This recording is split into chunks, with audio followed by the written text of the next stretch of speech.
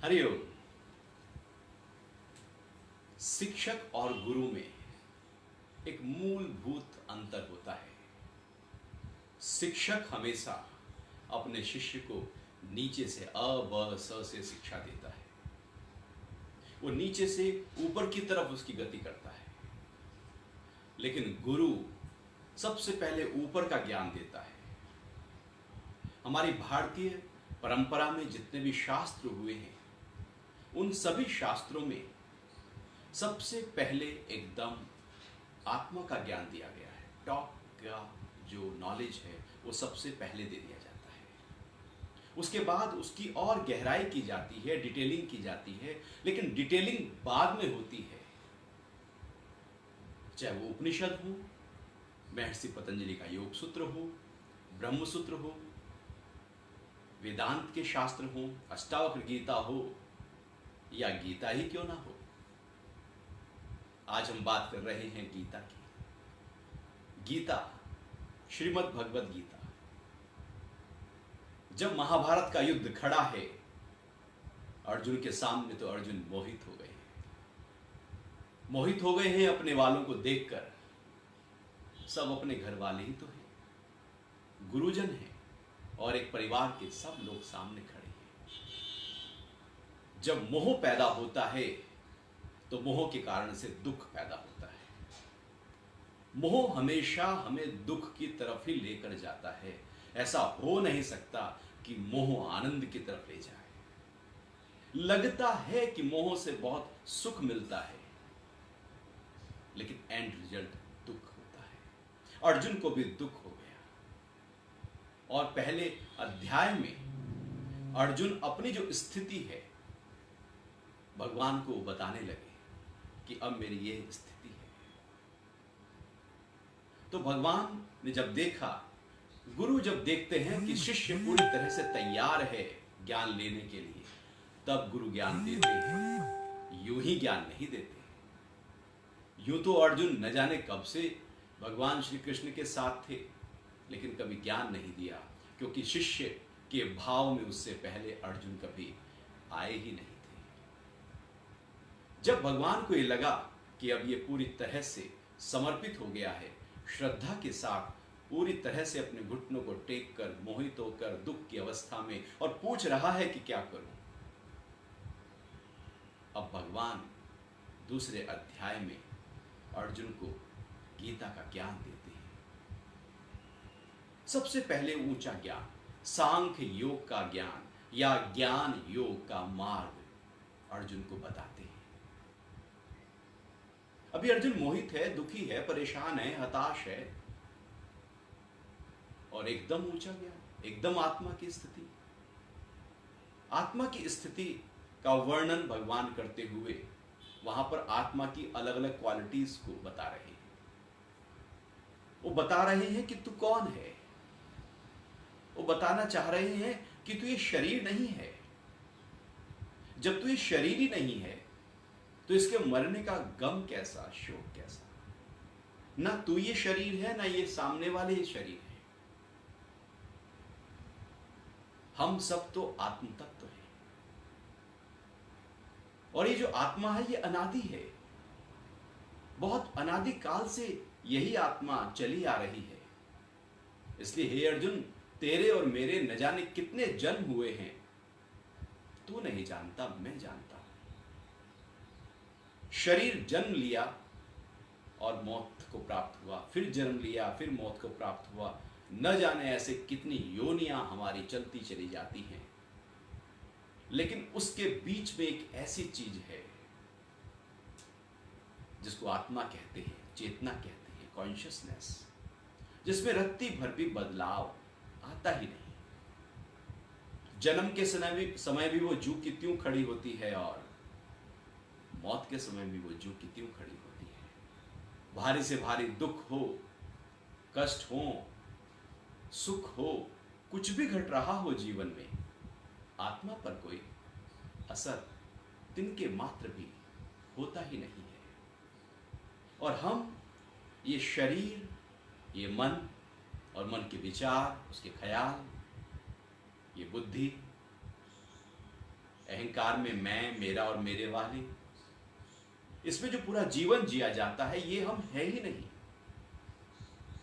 भगवान बताना चाह रहे हैं कि पूरे प्राण जीवन में जहां पर दे दिए जाते हैं असलियत में वो हम है ही नहीं। जो हम पूरी तरह से जानने में लगे रहते हैं बाहर को, जगत को, हमारा सारी जानकारियां सब असत के आधार पर खड़ी हैं, सब मिथ्या है। जब तक अपने सत को नहीं जाना, अपने आत्म भाव को नहीं जाना, बाकी जानकारियां हैं सब, ज्ञान नहीं है। जानकारियां बाहर की होती हैं जो बदलती रहती हैं, ज्ञान बदलता नहीं, वो तो एक जैसा रहता है। रत्ती भर भी बदलाव ज्ञान में कभी आता ही नहीं है। और जो ज्ञान कभी ना बदले उसी का पूरी तरह से अध्याय 2 में अर्जुन को वर्णन किया जा रहा है कि हे अर्जुन, तू आत्मा है और ये आत्मा अजर है, कभी बूढ़ी नहीं हो सकती, अमर है, कभी मौत को प्राप्त हो ही नहीं सकती, सनातन है, पुरातन है, अभेद्य है, अदाह्य है, अक्लेद्य है। आत्मा की जो क्वालिटीज हैं उन सब का वर्णन भगवान कर रहे हैं और हमारे अंदर जो हमारा स्वरूप है उसकी जानकारी भगवान दे रहे हैं। हो सकता है कि किसी एक जानकारी से, किसी एक तरीके से अपनी याद आ जाए, अपने स्वरूप का भान हो जाए। वो बता रहे हैं कि ये जो शरीर है ये कट सकता है, गल सकता है, सूख सकता है, जल सकता है, लेकिन आत्मा कभी ना गलेगी, ना जलेगी, ना कटेगी। जल शरीर पर प्रभाव डालेगा, अग्नि शरीर पर प्रभाव डालेगी, अग्नि शरीर को जलाएगी, लेकिन आत्मा तक अग्नि की पहुंच नहीं, जल की आत्मा तक पहुंच नहीं, पृथ्वी की आत्मा तक पहुंच नहीं, वायु की आत्मा तक पहुंच नहीं। इनसे शरीर बना है, लेकिन आत्मा तो 5 तत्वों से बड़ा न्यारा है, प्यारा है। वो हर तरीके से आत्मा की स्थिति का अनुभव कराया जा रहा है, क्योंकि ये बहुत जरूरी है कि गुरु सबसे पहले अपने शिष्य को सबसे उच्चतम ज्ञान प्रदान कर दे। हो सकता है जो सामने शिष्य है वो मुमुक्षु हो सकता है वो योग भ्रष्ट हो सकता है पूर्व जन्म में न जाने कितनी साधनाएं उसकी हो, और इस जन्म में और जरा सा भी एक ज्ञान, जरा सा भी नॉलेज, जरा सा भी अपना पता याद दिलाते ही उसको सब याद आ जाए। यदि उसको थोड़ा सा ही तू आत्मा है, ये शरीर नहीं, इतना कहते ही याद आ जाए कि मैं आत्मा हूं, तो फिर और कुछ बचा ही नहीं। यदि अर्जुन को दूसरे अध्याय में अपने आत्म भाव का बोध हो जाता तो फिर बाकी जो 18 पूरे अध्याय हैं बाकी, उनकी जरूरत नहीं पड़ती, जरूरत थी ही नहीं। अपने स्वरूप का ज्ञान यदि हो गया तो अब क्या जरूरत है? अब तो वो ज्ञान प्राप्त हो गया जिसके आधार पर सारा ज्ञान प्रकृति का, सृष्टि का, ब्रह्मांड का प्राप्त हो ही जाएगा। जब सत्य का अनुभव हो गया और सत्य में हम टिक गए, अब असत्य की जानकारी देने की जरूरत ही नहीं है, या उस सत्य की अलग अलग तरीके से व्याख्या करने की जरूरत ही नहीं है, या उस ज्ञान की डिटेलिंग करने की जरूरत ही नहीं है, क्योंकि ये तो सिद्ध हो गया कि डिटेलिंग ये पहले करके आया है। दूसरा अध्याय इसलिए महत्वपूर्ण है क्योंकि ये सांख्य योग की चर्चा है, ज्ञान योग की चर्चा है। उच्चतम जो उपनिषदों का जो ज्ञान है, जो आत्मा की जो नॉलेज है, यहां पर अर्जुन को पूरी की पूरी उस आत्मा की नॉलेज से भगवान श्री कृष्ण अवगत करा रहे हैं और प्रयास कर रहे हैं अलग अलग तरीकों के माध्यम से, अलग अलग श्लोकों के माध्यम से, कि वो अपने आत्म भाव को प्राप्त हो जाए। लेकिन जरूरी नहीं कि आत्मा का ज्ञान के माध्यम से एकदम हम आत्मा के ज्ञान को प्राप्त हो जाए। हो सकता है योग भ्रष्ट ना हो, हो सकता है पूर्व जन्मों की हमारी जो आध्यात्मिक साधना है, आध्यात्मिक धरोहर है हमारे चित्त में, वो ना हो। तो फिर अब गुरु जो हैं वो उसके दूसरी साधना का वर्णन करेंगे कि शायद इस माध्यम से अपने स्वरूप का पता पा ले। तो महत्वपूर्ण साधनाएं दो हैं, सांख्य योग और कर्म योग। सांख्य योग है जिसमें अप्रयास है, केवल एक अभ्यास है, बड़ी बड़ी सजगता से, सरलता से, सौम्यता से, प्रेम से अपने आप को जानने का एक प्रयास है। वो अभ्यास के अंतर्गत है। यहां पर कुछ करना नहीं है, केवल याद करना है, और याद आते ही बाकी बात बन गई। लेकिन यदि याद न आए अपने स्वरूप का, तो अब कुछ करके, कर्मों के माध्यम से, कर्म योग के माध्यम से हम अपनी उस ऊंची अवस्था को प्राप्त कर सकते हैं। यदि पहला ही स्टेप हम उस तरह से तैयार नहीं कर पा रहे हैं, तो अब गीता के दूसरे अध्याय में भगवान कहते हैं कि अभी तक मैंने सांख्य योग की निष्ठा बताई, लेकिन अब मैं तुझे कर्म योग की निष्ठा बताता हूं। यदि सांख्य योग की निष्ठा से अर्जुन पूरी तरह से कृतकृत्य हो जाता, मुक्त भाव में टिक जाता, तो दूसरा योग बताने की जरूरत नहीं। तो यहां पर महत्वपूर्ण हो जाता है दूसरी साधना, कर्म योग की साधना, निष्काम कर्म योग की साधना, जहां पर बताया जा रहा है कि कर्म कैसे हो, क्योंकि हर व्यक्ति कर्म कर ही रहा है। ऐसा कोई समय नहीं, ऐसा कोई काल नहीं, ऐसा कोई प्राणी नहीं जो कुछ कर ना रहा। हर समय कुछ ना कुछ कर्ता भाव हमारे सबके अंदर पड़ा ही है। हम कुछ ना कुछ कर ही रहे हैं, कुछ नहीं कर रहे तो हम सो ही रहे हैं, और सोते हुए भी हम स्वप्न ही देख रहे हैं। हम खाली बैठे हैं, दिख रहा है कि खाली बैठे हैं, लेकिन न जाने कितने घोड़े बेच रहे हैं, कितना ख्याल चल रहे हैं, विचार चल रहे हैं, जद्दोजहद हमारे मन में चल रही है। हर समय कुछ ना कुछ चल रहे हैं। किसी व्यक्ति से बात भी कर रहे हैं, तब भी मन के स्तर पर कुछ और ही दौड़ रहा है। कभी शरीर के स्तर पर, मन के स्तर पर, इंद्रियों के स्तर पर, बुद्धि के स्तर पर, अहम के स्तर पर, अनेक स्तर हैं हमारे व्यक्तित्व के। हर स्तर पर कुछ ना कुछ गति हो रही है। ये गति ही कर्म है। तो भगवान अब कह रहे हैं कि यदि अपने याद, अपने ज्ञान, अपना स्वरूप याद नहीं कर पा रहे हैं, तो कोई बात नहीं, मैं दूसरी बात बताता हूं कि जहां जहां मन भाग रहा है, समेट लो सबको। ऐसे समेटो कि अब कोई और कर्म ना हो रहा। कर्म योग है कि सारे कर्म पूरी होश के साथ जब होने लगे, अवेयरनेस के साथ होने लगे, साक्षी भाव के साथ होने लगे, योग में टिक कर होने लगे। इसलिए दो शब्द कर्म और योग जोड़े गए। कर्म मतलब जो किया जा रहा है, योग मतलब भीतर की स्थिति। जब हम अपने आप से जुड़कर, अपने स्वरूप में टिककर, अपने भाव में ठहरकर, अंतर्मुखी यात्रा करते हुए होशपूर्वक बाहर कोई कर्म करते हैं, कर्मयोग कहलाता है। यह कर्मयोग एक अनूठी प्रक्रिया है।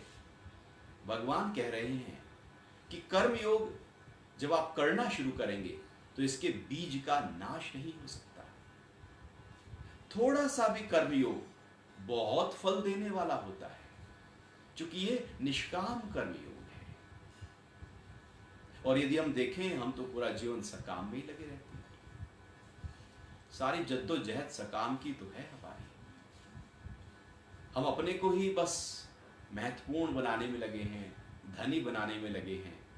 हम आसक्ति के कारण से, अहंकार के कारण से, स्वार्थ के कारण से कर्म कर रहे हैं और चाह रहे हैं कि सुख प्राप्त हो, चाह रहे हैं कि मेरी कीर्ति हो, मेरा मान बढ़े, मुझे लाभ हो। सब काम किसी ना किसी रूप में सकाम के आधार पर हो रहे हैं, और सकाम में कितना भी जोड़ लिया जाए, कितना भी मेहनत कर ली जाए, एक टाइम पर सब जीरो हो जाता है, सब तहस नहस होने ही वाला है। या तो जीते जी हो जाता है, या मौत वो सब को जीरो कर देती है। तो सकाम में बहुत मेहनत भी कोई फल खास अध्यात्म के दृष्टिकोण से देती नहीं है, लेकिन निष्काम में थोड़ी से प्रयास भी, थोड़ी सी कोशिश भी, थोड़ा सा अभ्यास भी बहुत फल देना शुरू कर देता है। उसके बीज का नाश नहीं होता। यदि ये निष्काम का भाव हमारे अंदर जग जाए और हम निष्काम कर्म योग में आगे बढ़ जाएं, तो उसके बाद हमारी बुद्धि निश्चय भाव में टिक जाती है। असलियत में कर्म योग या जो भी कर्म है हमारा, वो बुद्धि के आधार पर होता है, मन के आधार पर होता है। तो दूसरे अध्याय में बुद्धि योग को बड़ा महत्व दिया गया है। यदि बुद्धि हमारी सही प्रकार से योग की अवस्था में आ जाए, जो सकाम बुद्धि है, अनेक भेदों वाली बुद्धि है, जो बिखरी हुई बुद्धि है, वो बुद्धि यदि निश्चयात्मिका हो जाए, एक भाव में आ जाए, प्रज्ञा प्रतिष्ठित हो जाए, स्थित प्रज्ञ हो जाए, किसी तरह से सब इकट्ठा हो जाए आपके भीतर की स्थिति, और उसके बाद जब कर्म हो तो वह कर्म योग हो जाएगा।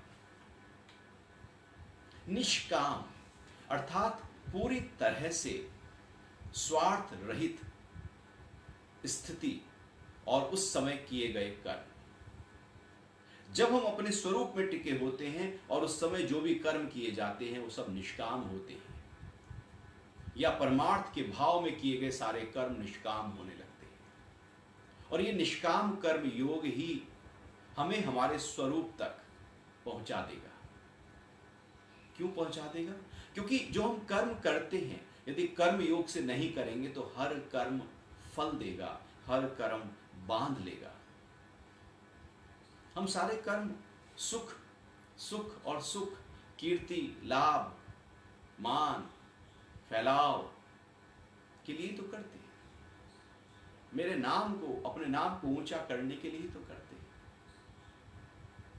हर कर्म में लगता है कि सुख प्राप्त होगा, लेकिन शुरू में हल्का फुल्का सुख प्राप्त होता है, बाद में दुख प्राप्त होने लगता है। सकाम बिल्कुल उल्टा चलता है। सकाम में मेहनत बहुत है, पहुंचते कहीं भी नहीं, दौड़ते बहुत हैं, पहुंचते कहीं भी नहीं।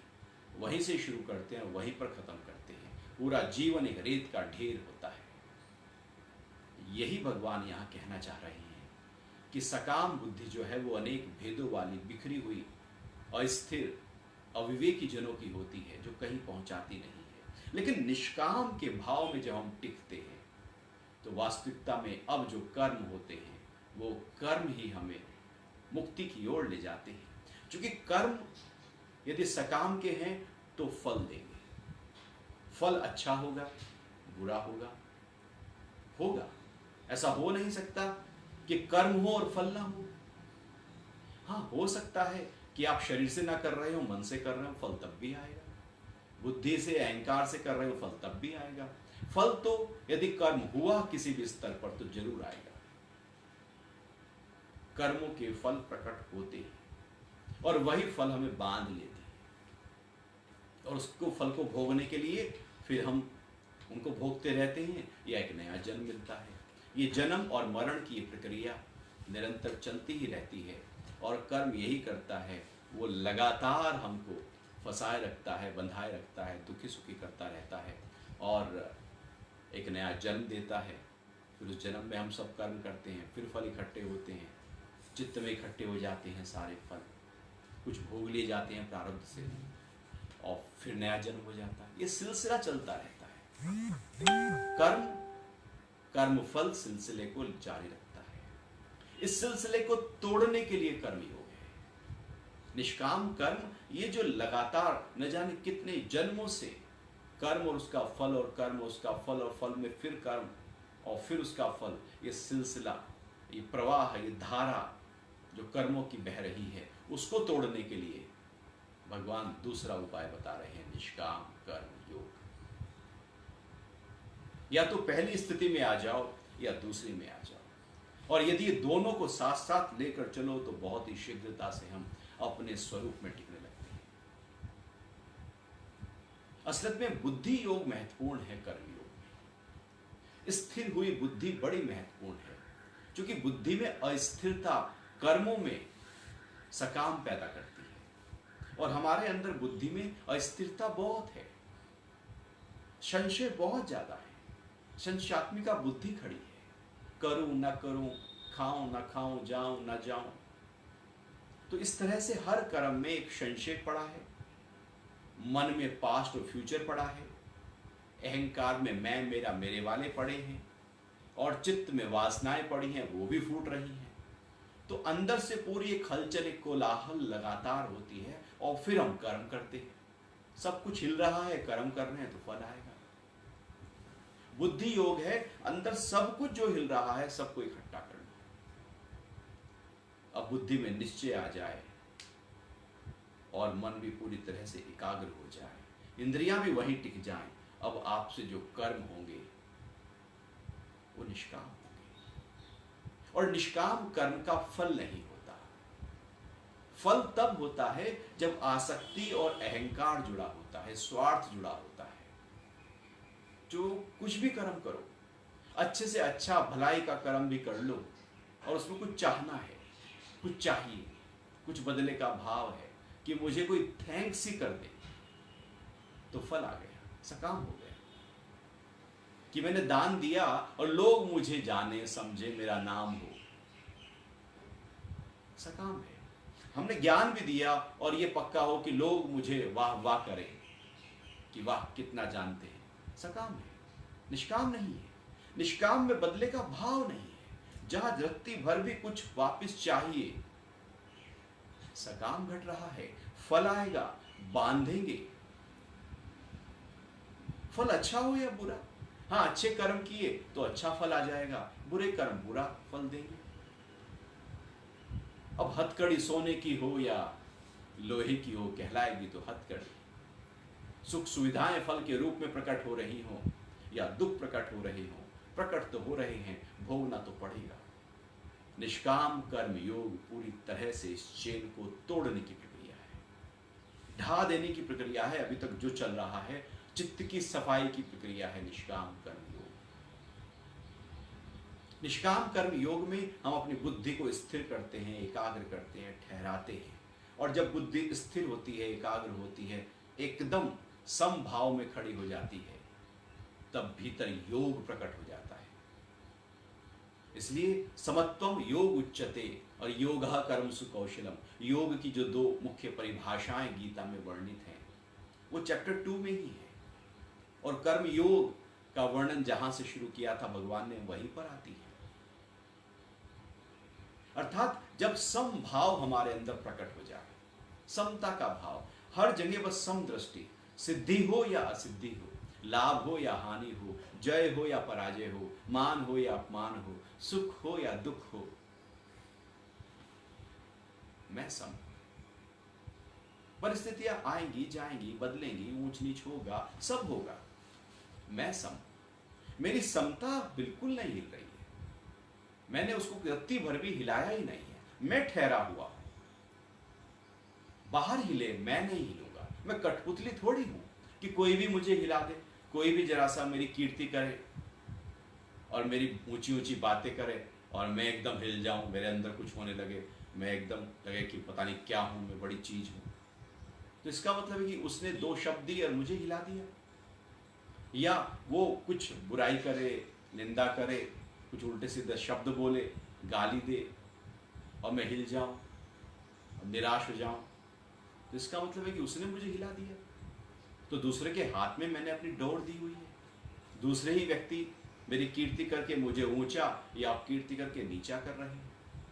तो बुद्धि सम थोड़ी है, बुद्धि तो बहुत कमजोर है, बहुत हिली हुई बुद्धि है, बहुत बिखरा हुआ मन है, जो जरा जरा सी बातों पर मैं हिल जाता हूं। अंदर की तैयारी तो है ही नहीं, भीतर की मजबूती तो आई नहीं, एक भीतर का ठहराव जो आना चाहिए था वो तो प्रकट हुआ ही नहीं। समबुद्धि का मतलब है कि एकदम पूरी तरह से, समत्वम योग उच्चते का मतलब है कि पूरी तरह से भीतर में एक समभाव आ गया है। अब विषमता दूर दूर तक नहीं, परिस्थितियां कोई भी घट जाएं, मैं सम। चूंकि आत्मा का गुण है सम, मन सम नहीं हो सकता, अहम सम नहीं होगा, बुद्धि भी जब योग के साथ जुड़ेगी तो सम होगी। तो चूंकि वो हमारी आत्मा का ही गुण है सम, उसमें विषमता प्रकट नहीं है। असत में विषमता है, सत में समता है। और हमारा जो हिलना है, समझो कि हम असत में खड़े हैं, मिथ्या जगत को हमने सत मान लिया है। इसलिए जो सत है, चैप्टर 2 में ही कह रहे हैं भगवान, जो सत है उसका अभाव नहीं हो सकता, और जो असत है उसकी सत्ता नहीं है। असत तो जाएगा, बदलेगा, परिवर्तनशील है, हमेशा से बदल रहा है, बदल ही जाएगा। शरीर भी बदल रहा है, मन बदल रहा है, संबंध बदल रहे हैं। जो आज अपने हैं पराये हो जाते हैं, पराये अपने हो जाते हैं। धनी व्यक्ति गरीब हो जाता है, गरीब धनी हो जाता है। जिसकी बहुत कीर्ति अब कीर्ति होने लगती है, अब कीर्ति है कीर्ति होने लगती है। यह सब बदल रहा है, एक जैसा यहां कुछ नहीं रहने वाला। असत है ना, लेकिन सत को भगवान पकड़ा रहे हैं कि सत का कभी अभाव हुआ ही नहीं है। इसलिए जिसका कभी अभाव ही नहीं होता, जिसकी कमी नहीं होती, क्यों ना उस भाव को पकड़ ले। तो सम बुद्धि में जब हम आते हैं, समता में जब हम आते हैं, तो हम पूरी तरह से, हमारे अंदर जो हलचल है वो सब ठहर जाती है। और दूसरी परिभाषा योगः कर्मसु कौशलम्, कि ऐसे कर्म करो कि आपको फल ना लगे, कुशलता हो आपके कर्मों में। कुशलता, कुश से, कुशा जब तोड़ते हैं और हाथ में स्क्रैच ना आए, हाथ फटे ना, तो वहां से कुशल शब्द आया कि कर्म तो कर लो लेकिन उसका फल आप पर ना आए, वही कुशलता है। तो योगः कर्मसु कौशलम्, कर्मों में यदि कुशलता आपके जीवन में प्रकट हो गई, वही योग की अवस्था है। चूंकि अब कोई फल नहीं है उसका। और यहीं पर भगवान कह रहे हैं कि कर्म करो, फल की इच्छा नहीं करो। कर्मण्येवाधिकारस्ते मा फलेषु कदाचन। हमारा फल पर ध्यान होता है, क्योंकि सकाम से हम काम करते हैं। सकाम जब घटता है तो फल पहले खड़ा होता है, क्या मिलेगा, ये करूंगा तो क्या मिलेगा। पहले फल सोच लेते हैं, बाद में कर्म करते हैं। सकाम में ऐसे ही होता है। निष्काम में ऐसा होता ही नहीं है कि क्या मिलेगा। निष्काम तो है कि कर्म सामने आया, हो गया, कोई सामने आया, उसने ज्ञान पूछा, ज्ञान दे दिया, अपने भीतर ज्ञान की स्थिति है। जो भी सामने शब्द दिए जा रहे हैं वो भी उसी ज्ञान से भरे हुए हैं। जो दृश्य दिख रहा है वो भी उसी ज्ञान से भरा हुआ है। मन में भी वही ज्ञान है तो बुद्धि में भी वही ज्ञान है। जब सब कुछ ज्ञान से ही भरा हुआ है, आत्म भाव से ही भरा हुआ है, तो सारे कर्म निष्काम के हो जाएंगे। यहाँ फल महत्वपूर्ण नहीं होता, कर्म योग महत्वपूर्ण है। और वैसे भी देखा जाए तो जब हम कर्म योग के भाव में होते हैं तो फल की चिंता नहीं होती, लेकिन जब हम सकाम में होते हैं तो फल की चिंता रहती है। और यदि उस सकाम के दृष्टिकोण से भी इस श्लोक को देख लिया जाए और आप पहले ही फल सोच लें, फिर कर्म करें, और कर्म करते हुए फल सोचते रहें कि ये मिलेगा ये मिलेगा, और कर्म चल रहा है और फल भी चल रहा है साथ साथ मन में, और आखिर में जब कर्म पूरा हो गया तो इंतजार में बैठे हैं, फल आएगा, अब फल आएगा, अब आएगा और अब आएगा, और जब तक नहीं आएगा तब तक हलचल जारी रहेगी। क्योंकि फल महत्वपूर्ण था वहां। जब हमने फल सोचा और फल सोचते हुए कर्म कर रहे हैं, तो आधी ऊर्जा को तो हमने फल में ले गए। कर्म तो आधी ऊर्जा से हो रहा है, आधी ऊर्जा में तो फल टिका हुआ है। तो पूर्णता से कर्म हो ही नहीं रहा है। जब पूर्णता से कर्म होगा नहीं तो फल बेहतर कैसे मिल पाएगा। आप कर्म पर ध्यान दो, फल अपने आप प्रकट हो जाएगा। ऐसा हो नहीं सकता कि कर्म हो और फल ना हो। तो यहां पर ये जो दूसरा अध्याय है, इसमें दोनों सांख्य योग और कर्म योग दोनों की चर्चा है, और दोनों ही महत्वपूर्ण साधनाएं रही हैं प्राचीन काल से, वैदिक परंपरा से। कि या तो ज्ञान एकदम अपने उस भाव में टिक जाए, और नहीं तो जो कर्म किए जा रहे हैं वो उस ऊंची स्थिति का कर्म हो कि फल आपको ना बांधे। तो जब इन दोनों बातों की चर्चा हुई और अंत में भगवान दूसरे अध्याय में स्थित प्रज्ञ के लक्षण बता रहे हैं। अर्जुन ने पूछ लिया था कि जिसकी बुद्धि सम हो जाती है वो कैसे उठता है, बोलता है, कैसे व्यवहार करता है, उसकी पर्सनैलिटी कैसे एकदम हो जाती है। तो भगवान फिर बता रहे हैं कि जब हमारी बुद्धि स्थिर हो जाती है, स्थित प्रज्ञ हो जाते हैं, स्थिर बुद्धि वाला व्यक्ति के ये लक्षण प्रकट हो जाते हैं।